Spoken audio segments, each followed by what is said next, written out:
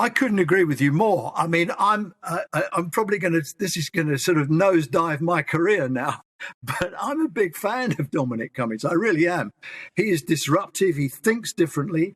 He publishes a blog which comes out once a month, and I still read it. I mean, clearly he's a kind of wacky personality and he's been very disruptive. But a lot of what he said about the preparedness of government, and it is true to say that whilst he was in number 10, he tried to get a resilience response unit organised, and he sort of started it, but it fizzled out. So we've ended up with a lot of bad decisions, I think, made by, let's face it, I mean, well-intentioned people. No one comes to work and, to try and make a bad decision, but they've gone off down the same road. And it's the same, Alistair, amongst the scientists. If you look at the scientific community, yes, you could say, well, we follow the science, but all the scientists know each other. If they produce a paper, it's all peer-reviewed by each other. It's a lot of people who are used to working with each other.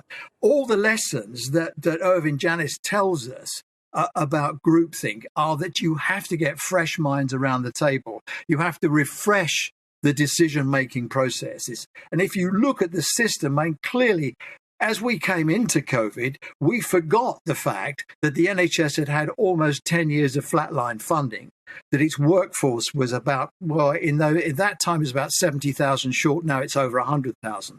As I say, it's had flatline funding, and it was pushing a bow wave of about 2 billion quid's worth of debt, which they were trying to recover off the balance sheet by cutting stuff back.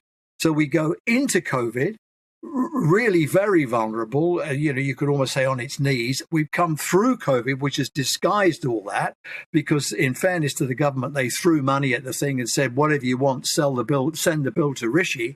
But now we're coming out of it, we can see they can't cope with COVID. They can't cope. I mean, God forbid we have a big flu season. They won't be able to cope with that. And there's no way they're going to reduce the waiting lists for 5 million, probably 7 million people. That's a 5-year project. Of course, the whole system is on its knees.